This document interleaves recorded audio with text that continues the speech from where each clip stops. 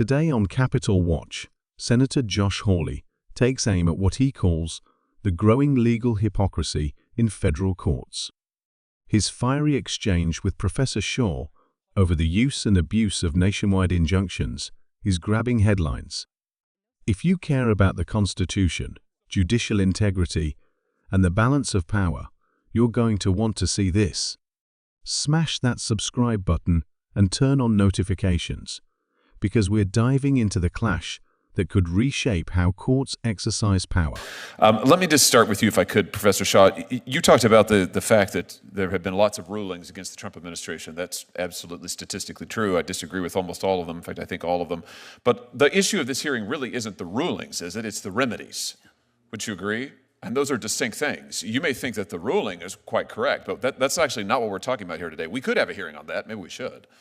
But we're talking today about the remedy. And the question is a remedy that binds parties who are not before the court, is that an appropriate thing? I mean, aren't you concerned about judges binding non-parties in their remedies? You may love the ruling, but even if you do, don't you think it's a little bit anomalous for courts to be going out there and binding parties who are not before them? I mean, is that something we want to encourage? Senator, I think that judges have been issuing rulings that impact non-parties since Marbury versus Madison, right? So you're not concerned about it? I'm not. I absolutely think that they can be abused, and well, they no, wait a minute. You were very concerned about it just a couple of years ago. Yeah. You said in response to a nationwide injunction on the Biden FDA's mifepristone rules, and I quote, "This injunction's a travesty for principles of democracy, notions of judicial impartiality, and the rule of law." I think I've been consistent today. That was issued by Judge Kaczmarek in a single judge division. They're a problem. Those are a problem. With him personally? Wait, no. So your testimony is if it's issued by Judge Kaczmarek, it's bad? No, sir. It's personal? That is not my testimony. Is the problem with the injunction? You were criticizing the universal injunction issued by a judge in a single judge division. I've been very clear today that those are a problem. By a Republican judge in a Republican division, then it's bad. No, Senator. Otherwise, it's fine. No, Senator. I think that single judge divisions are a problem. What is the principal difference? I'm looking for a principle. I understand you hate the president. I understand you love all of these rulings against him. You and I both know that's not a principle. You're a lawyer. What's the principle that divides when issuing a nationwide injunction is okay when it's not? When the Biden administration was subject to nationwide injunctions, you said that they were travesties for the principle of democracy.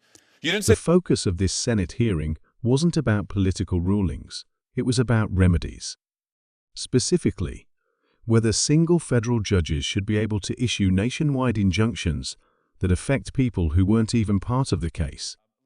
Senator Hawley wasted no time sharpening the issue. We're not here to debate the ruling.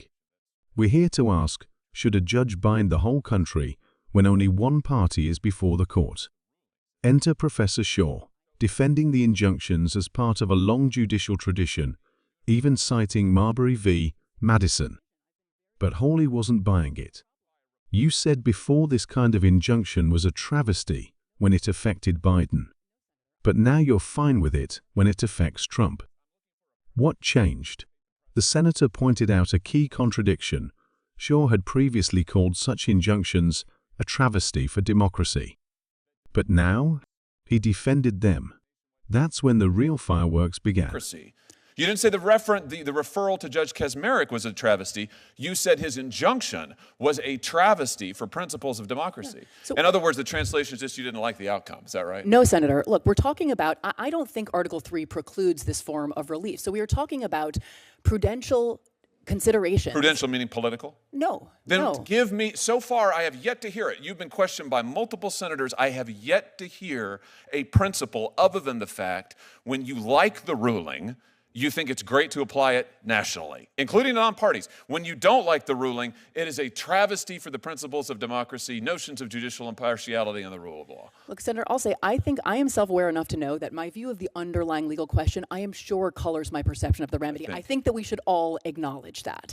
And yet I do think that— And why shouldn't we stop nationwide injunctions for everybody? I think that's what we're talking about today. Because I'm not willing to leave without relief non-parties who are injured. injured. No, you're not willing to leave without the ability to bind President Trump. No, I right? think that— I mean, when it's believe- Biden, it's okay. No. When it's Biden, oh, it's a travesty. When it's Trump in office, it's, oh, no holds barred, whatever it takes, right? I It's believe just in like a that powerful book no. what was it that President Biden's staff said? We've got to do undemocratic, unconstitutional things to save democracy. Why isn't this the same I believe thing? in a powerful president. I do believe in presidential power, but power and constraint are not at fundamental odds. What Constraint is the legitimates principle? power. What is the principle? The legal principle.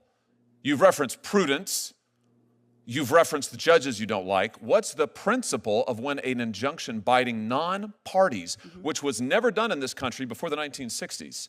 And let's see the chart, the Trump chart, which was done really only once Trump came into office for the first time. You don't think this is a little bit anomalous? You don't think that's a little bit strange? A very plausible explanation, Senator, you have to consider is that he is engaged in much more lawless activity than other presidents, right? You don't think you must this concede that was as a never possibility. used before the 1960s, and suddenly Democrat judges decide we love the nationwide injunction, and then when Biden comes to office, no, actually. It's Republican appointees as well, Senator. like And the 1960s is where some scholars sort of locate the beginning Can you of this. identify But one others, before then? Mila Sahoni, who's another scholar of universal injunction, suggests 1913 is actually the first. There were others in the 20s.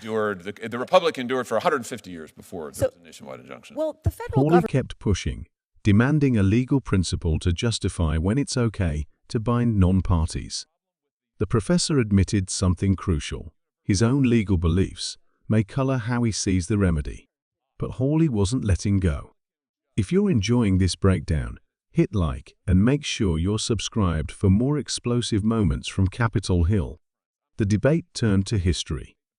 Shaw claimed the practice had been around since the early 20th century, maybe even 1913. But Hawley responded with a reality check. Our republic survived 150 years without this. Why now? Why only when it helps your political side? It was a pointed challenge. If the law is only applied consistently when it's convenient, can we even call it law anymore? Well, the federal government was doing a lot less until 100 years ago. So there's many things that have changed in the last 100 or the last 50 years.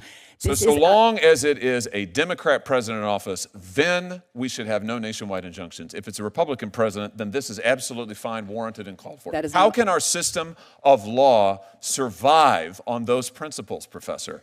I think a system in which there are Is no that meaningful blind? constraints on the president is a very dangerous system That's of law. not what you thought when Joe Biden. That is not what you thought when Joe Biden was every president. president You is said that is constrained not what and you must said. be. You said it was Absolutely. a travesty for the principles of democracy, notions of judicial impartiality, and the rule of law. You also said Supreme when Joe Court senator Biden agreed- was president. Wait a agreed minute. 9-0 with me on you that also case, said to when be Joe clear. Biden was president, you said the idea that anyone would foreign shop to get a judge who would issue a nationwide injunction was just politicians, just judges looking like politicians in robes. Again, it threatened the underlying legal system. People just trying to get the result they wanted. It was a travesty for the rule of law.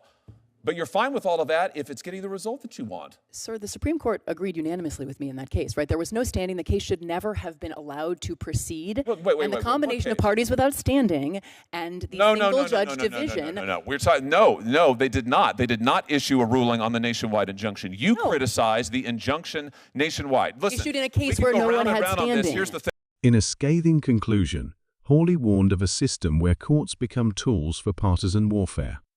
Our system cannot survive if it's politics all the way down. That line hit hard, and it's resonating beyond the chamber. This wasn't just a debate about injunctions. It was a warning about the future of judicial legitimacy in America. What do you think? Should judges have the power to issue nationwide injunctions affecting people not even involved in the case? Or is that an abuse of judicial reach? Let us know your thoughts in the comments below. And remember, subscribe for the most important moments from Washington, broken down with zero spin and maximum clarity. Thanks for watching, and stay informed.